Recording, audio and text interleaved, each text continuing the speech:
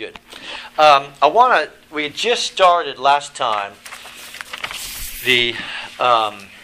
on the history of biblical theology. So I'd like to continue there and keep that going.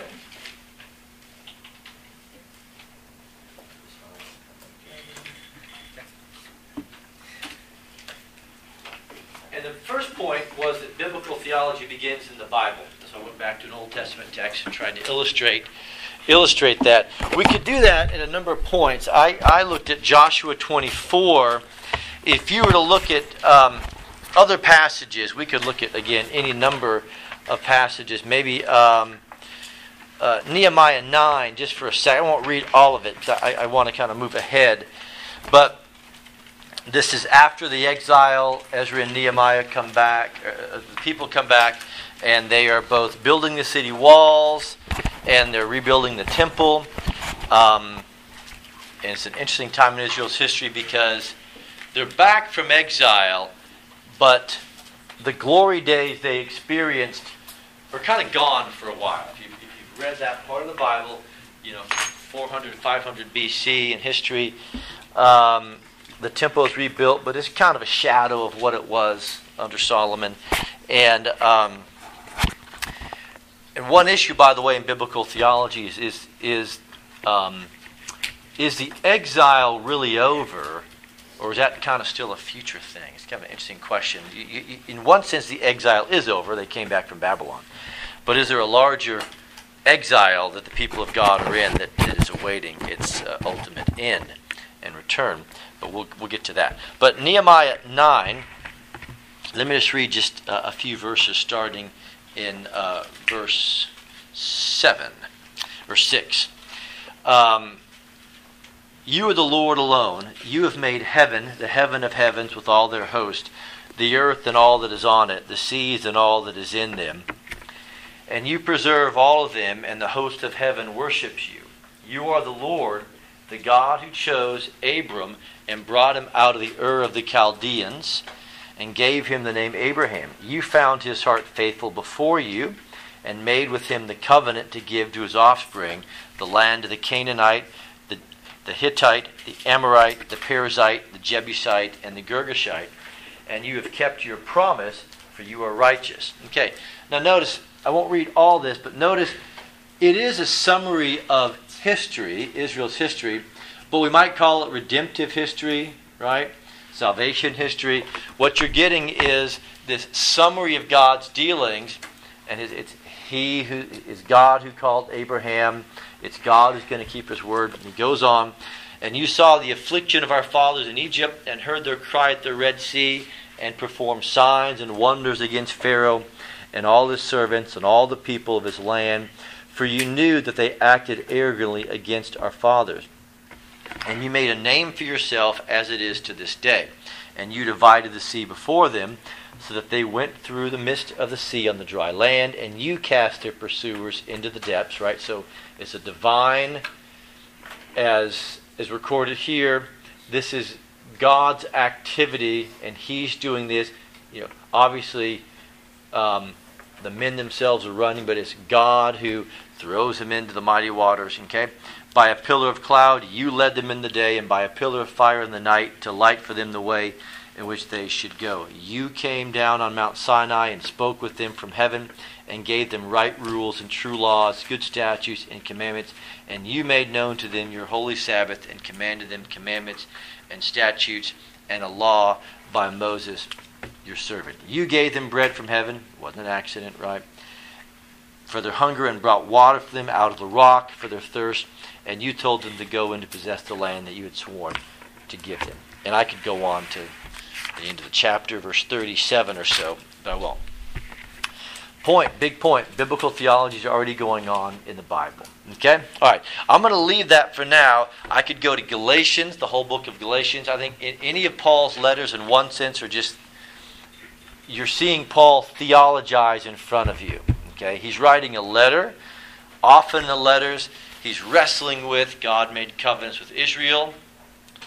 He then gave the law, and now the Gospels come, and how does all that fit together? So we'll spend probably a week at least just looking at Galatians in some detail. And you'll get my gloss on Galatians, because I read Galatians, and I mean pretty much everyone reads Galatians this way, as just Paul's theologizing, and the key issues that he's wrestling with is Abrahamic promise, Moses in the law, Jesus in the gospel.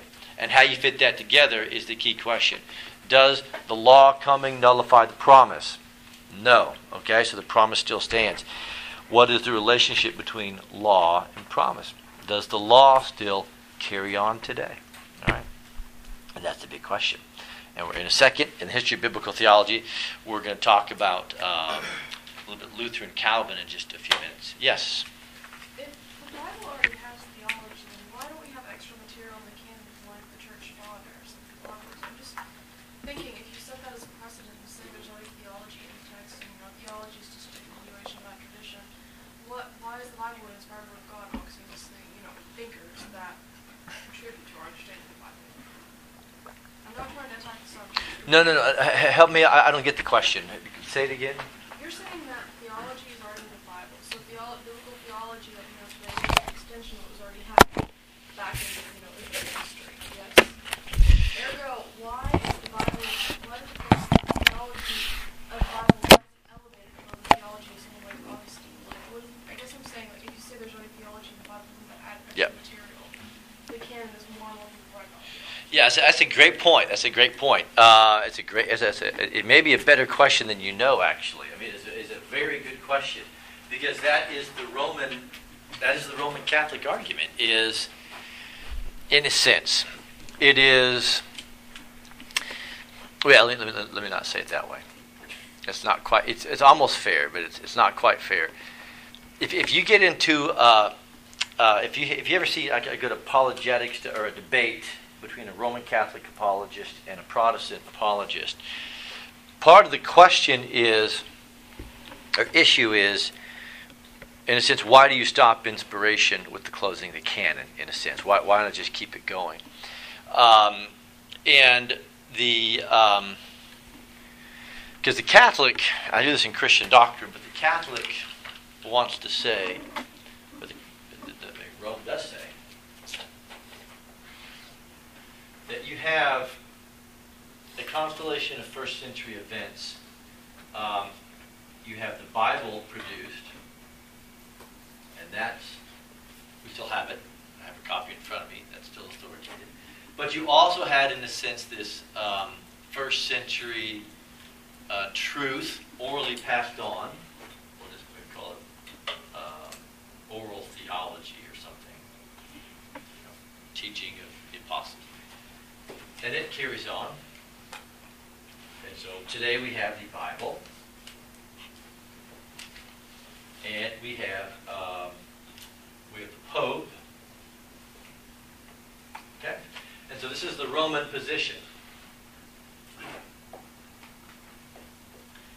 The Roman position is you have two infallible authorities. Okay? The Bible and the Pope. There's a great essay that our own Dr. Van Ness wrote. It's a fun thing. He gave a paper, and it's now published. Because we interviews a bunch of several Roman Catholic bigwigs.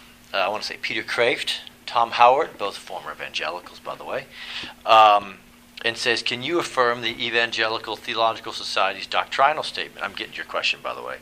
The ETS doctrinal statement, which affirms biblical inerrancy. The Bible is ultimately inerrant. And what did the Roman Catholic, what did these traditional Roman, not liberal Roman Catholics, what did these traditional Roman Catholic apologists say? Of course we can. I mean, is the Pope Catholic? No pun intended. I mean, it can, of course. We believe in the Bible, right? So of course we believe in the inerrancy of the Bible. We just also believe in the de facto inerrancy of the Pope when he speaks from his ex cathedra, from his teaching chair, his throne, teaching throne, on issues of faith and practice. And look here, and they always agree, right? That's what Rome has to say, and they always agree. What do we say as Protestants? And now I'm getting to your question. What do we say as Protestants? See, what happens is a tricky Roman Catholic apologist is going to look at passages like 1 Thessalonians 2:13, where Paul says, I spoke the word of God to you. Now, it is likely the case that Paul did more than just read the Old Testament. He preached, he taught, he explicated the canon, the Old Testament at that point. So for Paul, when he spoke, right, as an inspired apostle, what he spoke was the word of God. So Rome says, hey, you're just being inconsistent. We just think all that oral stuff gets kind of funky here. It gets kind of passed on some way down through history, and now the Pope is, in a sense, the deposit of this oral tradition and this the stuff that didn't make it in the canon, if you want to say it that way. See, because our temptation is to almost say, no one actually does this, but is to say, well, the Bible fell out of the sky, and that's the truth, and nothing else is the truth, and keep it clean. What really do we believe? Good Protestant thinkers. We believe there was an apostolic theology. We believe you have the Old Testament given by God over time. You have an early apostolic theology. And thanks again to Robert Sloan for helping me think through this. What is Paul? Paul's a theologian. Peter's a theologian. John's a theologian. They're making sense of their encounter with Jesus in light of the Old Testament. And there's a theology which emerges. That apostolic theology gives rise to the New Testament. Okay? Which in so many ways is just a commentary on the Old Testament, right? So what we end up saying, to answer your question, is you do have all of this theologizing going on, and over time, all these streams of apostolic theology work their ways into a canon. And what we have now, then, is a canon, which is the deposit of that apostolic theology, often being reflection on the Old Testament. I've half answered your question. The second half of the answer would be something like this. There's simply something special about the first century as the climax of the covenant. I'm going to disagree with N.T. Wright, but I like that book title. We're two thumbs up alone. It's just a great climax of the covenant. There's something going on in the first century which is, in a sense, the high point of revelation, centered in Jesus Christ and his teachings, reflection upon him, the writing about the church in the first century in light of the ministry of Jesus. All of that gets incorporated into the canon which we have today. And there's something important about the first century as the high point of revelation, such that historically Protestants have said, while God does work in history, it appears that in his sovereign plan, the first century was a unique period in redemptive history. So it just hinges on who's doing the talking and like how well in Christ. What's that? So you're pretty much saying the difference in the theology that can be trusted as canon is going to come from either an apostle or someone who's taught by an apostle.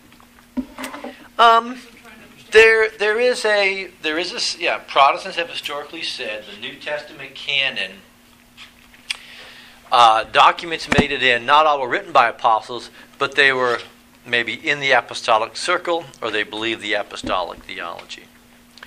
But let me move on for time's sake, but that's the not so short answer to your question. Okay? All right. Now let's move on to church history here. Let me just give you a few key characters, history of biblical theology. First one to look at is Irenaeus. Okay, Irenaeus. 2nd century. I've always got to make sure I spell Irenaeus. There should be a law against too many vowels in a row. But if I got that right, E-A-U-S? Shoot, okay. It's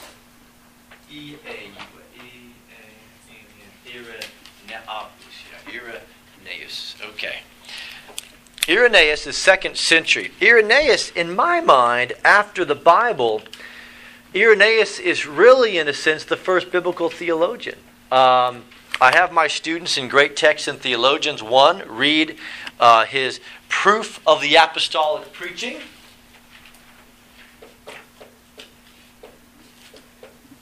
Which is, in a sense, it's kind of like a mini Goldsworthy, if I can be honest with you, is what it is. It's striking. When I first read it, I said, I'm going to use that Proof of the Apostolic Preaching. Yeah.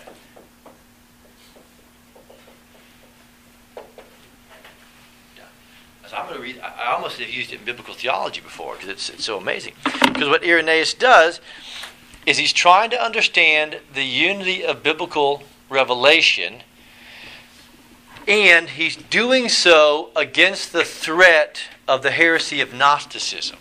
Okay? You just kind of work with me for a second. Okay?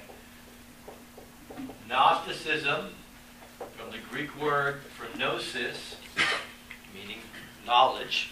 Okay? And kind of to simplify it, Gnosticism, two main tenets. Knowledge, we're saved by a secret knowledge. Christians say it's a very public cross, right? Text like Colossians 1, saved by a secret knowledge. And physical stuff is bad, or physicality is bad. So that's a fairly traditional dualism in the history of thought, where you kind of say stuff is bad and the immaterial or the spiritual is good. Okay, so that was one of the main heresies, the big heresy in the first few centuries. Then Arianism comes in later, in the 4th century, but early on, Gnosticism. And the idea is, or the threat is, you say stuff is bad, so then you end up having often kind of like a Old Testament God, because that's creation and it's earthy and all. That's kind of a lesser document. Old Testament is kind of a lesser, that God's a lesser God. The New Testament God, salvation, spiritual stuff, redemption, that's kind of good stuff. So you have almost two gods. You have two testaments with no real way to link them. Now, that's a misreading of the Old and New Testament, by the way, okay? Because the New Testament has earthy stuff and affirms creation and all that. Old Testament's dealing with heavenly spiritual stuff too. So it's a bad understanding of the Bible to begin with. But Gnosticism, then, is the heresy Irenaeus is trying to respond to. And here's how he does it. Here's how Irenaeus responds to this heresy. He says, God has two hands. He's speaking metaphorically. God has two hands, the Son and the Spirit. This is brilliant what he does. He says, and the two hands is what God uses to create. And guess what? Guess what he uses then to redeem? The two hands. Okay? So the same two hands that create are the same two hands God uses to redeem. So he's trying to hold together then creation and redemption, okay, by speaking of God's two hands, which engage in both activities. Does that make sense? You see what's driving this? There's a heresy he's trying to respond to. How does he respond to it? By trying to formulate a type of biblical theology which can hold both testaments together. Okay? Yeah. Did Gnosticism influence the early stages of like Scientology? Because Scientology is the one that believes that the physical is. Yeah, it's fun. We were in St. Louis the other day, and actually walked right by like the Scientology. I think it's the headquarters, maybe in Manhattan, but it was like the Dianetics Hubbard, mothership. No pun intended, right? It's all boom, right there. Dianetics, I did an intense study that one time. I was considering it. No, I was just doing a study of it, and it has even more. It has a pretty funky. It is bizarre beyond bizarre, but The good claiming of that as their basis, like this one may make you ready, right? okay, that's Christian Science. Okay, Yeah, I thought you maybe Christian Science. Christian Science is even a little different. Christian Science says the physical world is not real. So it's you might say an exaggerated Gnosticism. Gnosticism says it's bad. Christian Science says it doesn't exist. Okay. So thus suffering isn't real, and thus it's a kind of you deal with the problem of evil by denying the existence of evil. That's another issue. Yeah. Okay. They don't use medicine or anything, Christian scientists. Yeah. They just don't think it's real. It's all in their head. It's an illusion. Yeah. Yeah. So. Did Gnosticism not start in the 2nd century? Oh, there. By the 2nd century, it's pretty active. So there have to be seeds earlier. I mean, 'cause it's when Irenaeus is writing. You've got Gnostic systems, and in one sense, it's a BC thing. You've always had different religious groups, Zoroastrianism, and all these groups. Not all. Many posit a dualism at the heart of reality. See, lots of kinds of dualism. There's a good and evil source dualism, eternally, which Christians deny. One God, He creates it all. Then you have to figure out evil, right? Or a matter-spirit dualism. Historically, most folks would say Plato flirted with that. The forms eternally are the real thing, and earthly particular examples of the forms are a little less real. Now folks are saying Plato is being read uncharitably when you say that, but historically, so you have Gnostic tendencies, certainly BC. Yeah, exactly. I was just going to say that Gnosticism didn't have the truths of BC, but you handled that. Thanks for the affirmation, brother. Appreciate it. You did quite well, Dr. Green. Thank you, Zach. I'm glad you did well. I see Zach gets really didn't they? Proto-Gnosticism in the 1st century? What's that? You see any proto-Gnosticism in the church in the 1st century at all? Well, I think the short answer is yes. It takes the church a while to work out all the implications of its theology. Yeah, I don't think it's 1 John, like some of the stuff written in 1 John pointing right at that. Right. That's 1 John. How do you test the Antichrist? It's technically you expect John to say, do they believe in the deity of Jesus? But what does John actually say? Do they believe Jesus has come in the flesh? Right? So it's actually a humanity passage. That's fascinating.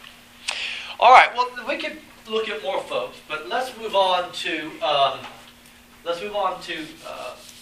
4th century and Augustine. Okay. Move on to Augustine for a second. Augustine, arguably, he's in the top tier, of theological influences in history of theology. His years, 354 to 430. Of course, I'll put AD, that should be obvious, but just to make sure everyone's on the same page. Augustine would end up being Bishop of Hippo. He wrote Confessions and City of God and all this great stuff. And Augustine is the one who, stole the pear and felt guilty about that. So guilty. And Confessions, one big prayer to God. His conversion, what's that, book 8 of Confessions, where he's sitting in the Garden of Milan. Here's the voice, tolle lege, take up and read. He points, happens to be a Bible there, opens it up to Romans, or it's already open. He reads, sees Romans 13 about debauchery and riotous living, and he writes, I can't quite get it word for word, but he writes in Confessions that this light from heaven pierces his heart, and he's born again and converted.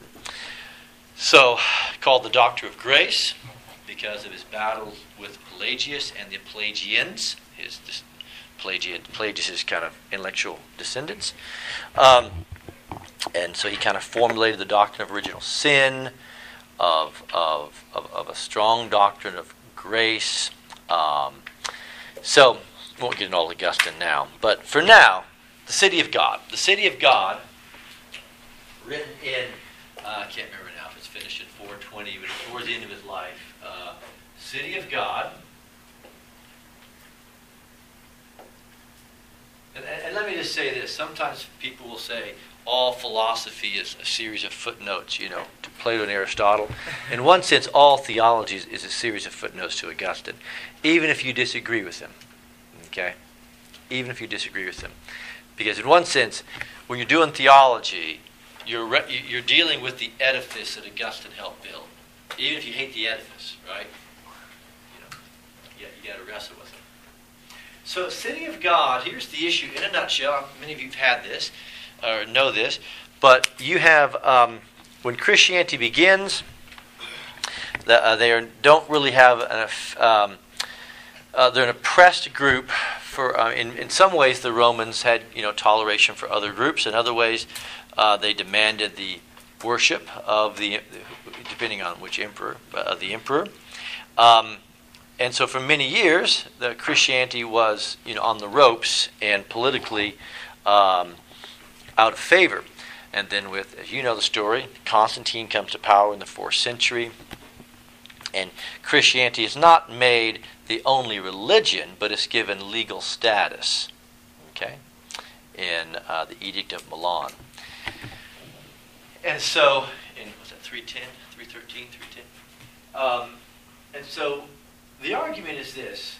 By the end of the, in 410, the Alaric and the Visigoths invade Rome. Okay, they don't technically conquer it; they leave 3 days later, but they invade, and so some of the pagans, at least as Augustine summarizes it, begins to say, "Well, we are now weakened as an empire because we've been because Christianity has become the de facto religion of the empire." Okay, and so what's happening is we are being invaded now because we are no longer worshiping the Roman gods, and the Roman gods and goddesses are punishing us for abandoning them. Okay, so at least the I'll say pretense, but the occasion for Augustine to write City of God is to respond to these criticisms. And in a sense, that's the toughest part of the book, is the first 300 pages. To me, that's the most cumbersome and more difficult, because you're having to kind of look up, which God was that, and look up all these things. But so he responds and says, "Hey, y'all had Rome had their problems long before Christianity came along, right? He has a number of rhetorical arguments against the pagans.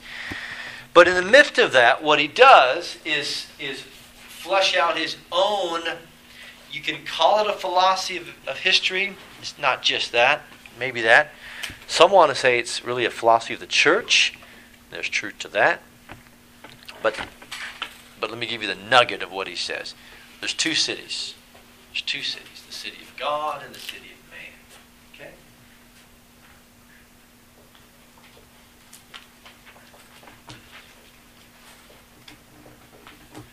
And just in case you read this or parts of it, it can be a little confusing because there's some flexibility in how these terms are used. Okay? But at one level, the city of God and the city of man is simply the redeemed and the lost, right? Or the redeemed and those who will never come to faith. Okay, at one level. At another level, the city of God and the city of man is concerned simply with temporal things in this world. Okay?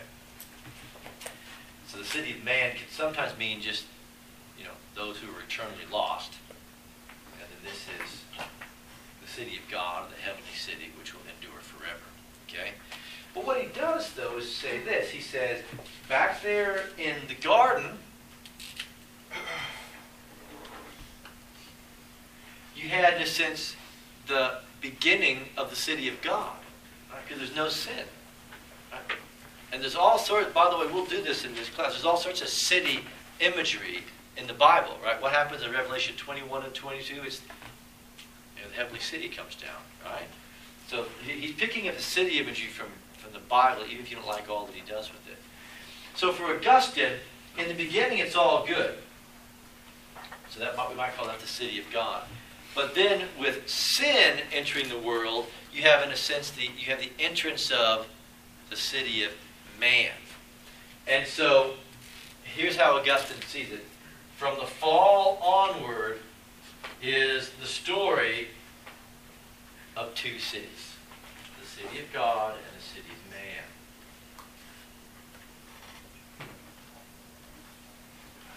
So early on in Genesis, Enoch is a key person, in the city of man. Seth, people begin to call the name of the Lord, right? Abraham, Isaac, Jacob, Jesus, obviously, King David. Okay, so what he then does, if you read the start of the city of God, the last half of the book is the origin, development, and culmination of the city of God. This city will come to an end in judgment. Okay, he's not an annihilationist. This city doesn't have a happy ending. This city flourishes and becomes the new heavens, the new earth, the new creation, etc. Okay, but because of his method of tracing out the two cities, what do you get in the city of God? In one sense, it's just one big biblical theology. It's Augustine's history of redemption. Okay? Now, any questions on Augustine's City of God? If you've never read it, it needs to be one of those books on your shelf. It's long, so just dip into it and read parts of it, right? By the way, what distinguishes which city you're in? What was the key? This is 14.28, if you want to look this up. It's just a little fun little paragraph in the City of God, chapter 14, section 28. It's two loves, right? Two loves. There's the love of God, Christian, and there's the person fixated on the love of self.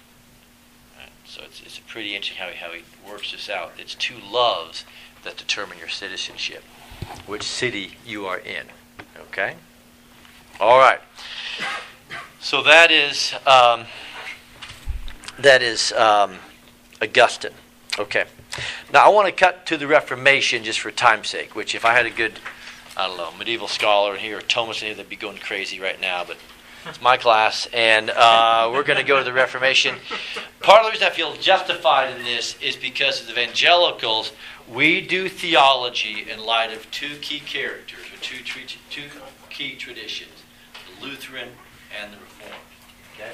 So let's fast forward now to the Reformation, because the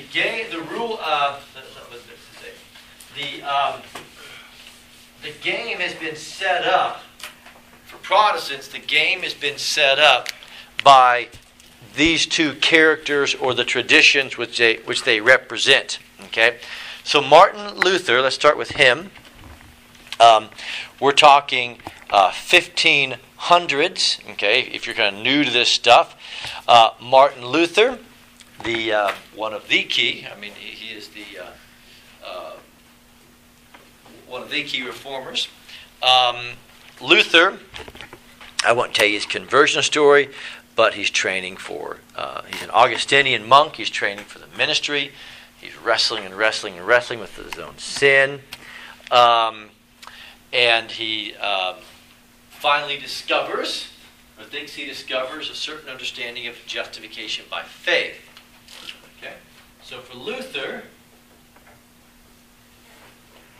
he's wrestling with his sin. He knows that God is holy. He sees the phrase righteousness of God, which is still a hotbed of debate in Pauline studies today, New Testament studies today. He sees the phrase righteousness of God and sees, well, that's the righteousness by which he judges me. And he says, well, I can never live up to the righteousness of God. So I am buggered. I'm a mess. There's no hope for me. He's said to love God, and he says, I don't love him. How can I love him? Sometimes I hate him. So Luther's this guilty, stricken conscience. He can't find peace. He's studying Romans. He's studying Galatians. He's preaching and teaching on the Psalms. And he discovers in Romans 1:16 and 17, he comes to say that the righteousness of God is not, he doesn't deny it's the righteousness by which he judges me, but it's the righteousness which he grants me as a gift by faith alone. Okay? And he solves the dilemma. Okay? It's not what I do, it's a passive accepting of what God has done for me. Okay? As Luther theologizes, and here, if you want to get what I'm saying in the class, or enjoy the class, or understand what I'm saying in the class, if you could, oh heavens, 7, ridiculous. If you can just give me 7 minutes, I will.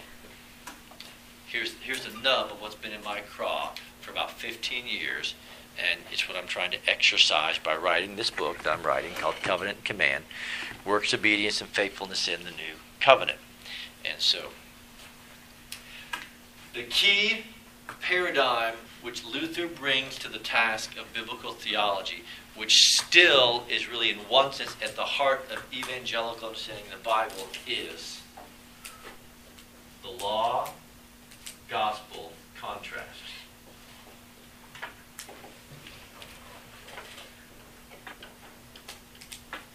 The law, gospel, contrast. Okay. Please give me. I know it's Friday. Give me these 6 minutes, and this will help you in the class. For Luther, law and gospel, okay, are really two different ways to approach God.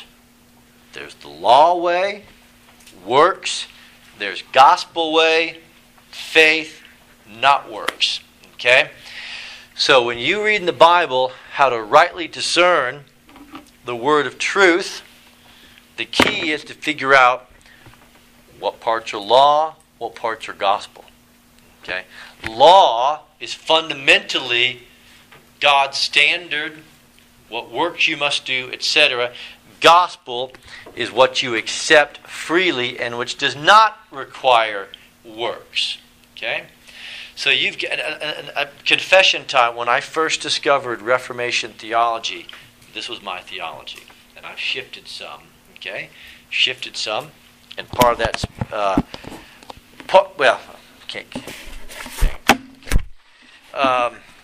I'll have all semester to flesh it out, and I will. So there's two contrasting ways to God. There's a law way and a gospel way. Now, what's interesting is that for Luther, this is not technically simply Old Testament, New Testament. Because you can find law and gospel in the Old, and you can find law and gospel in the New. Okay? Make sure you can get that. Nonetheless, law is certainly more prominent in the Old. Gospel is more prominent in the New. Okay? What does the law do? I preach the law, I preach God's holiness, I preach His standards, and the law drives you to the end of yourself so you can do what? Embrace the gospel. Okay? And this, we're going to look at Luther and the Reformed over the next day. Well, I'll leave next Wednesday. They have the same view, the Lutheran and the Calvinist, or the Lutheran and the Reformed, have the same view on the role of the law as you enter into salvation. You preach the law to drive you to the end of yourself. You say, this is God's standard. You must do that. Okay? And you try, and you try, and you try. And then you realize, I can't do it. So what are you open then to? You're open to free grace. You're open to the gospel. Okay? So we'll talk about, I don't want to do too much download here. We'll talk about the three uses of the law in Reformed theology and in Lutheran theology. But here I'm summarizing for you the second use, okay?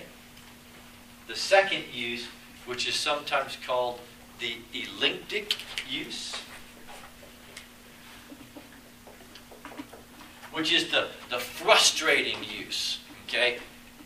I'll wait for another day to do all three uses. But the elliptic or pedagogical use. Okay? A pedagogue is the Greek word for like a tutor, right? Elliptic had to do with I think this is a Latin root here. The frustrating use. So the law frustrates us, okay, and then drives us to the gospel, okay. Now, I've not abandoned that entirely, and you'll see my theology come out in the semester, but I don't think that's all that's going on. I don't think that's all that's going on. That's, again, why I'm trying to wrestle with this book. So when Luther then approaches the Bible, but please get this next part. And I don't go with Scott Haithman on everything he does, but he has helped me understand something here. For Luther, it's not an emphasis on the historical redemptive nature and flow of the canon, which is more Reformed or Calvinistic, but frankly it's more existential, right? In other words, for the Reformed, we'll get to this, but for the Reformed, law, gospel are almost kind of more phases in redemptive history, okay? You have law, Moses, promise, law, gospel. It's kind of horizontal. Think horizontally, historically. For Luther, it's more each person's existential experience. You might think vertically with God. There's law. I can't do it. And I'm given the gospel after I experience the law. And I won't love and appreciate the gospel unless I grasp the nature of the law. Okay? Even teaching it kind of gets me excited, thinking, maybe I should go back to that. That's all good. That's pretty good stuff. But you'll get my theology as we go. But get this. We'll come to Calvin next time and the Reformed. For Luther, it's a de-emphasis on the flow of history, and it's my personal encounter vertically. Law frustrates me, drives me into myself, and then I'm open to the gospel so I can respond to the gospel. But it's really two competing messages that confronts each person. Okay? And that's the key to get. And so when you read the Bible, the unity of the Bible is bound up with, where's the law, where's the gospel? Which part's law, which part's gospel? So interesting, isn't it? Because in the midst of the unity, for Luther, is a fundamental conflict. Okay? All right. Blessings to you. Enjoy your weekend. Take care.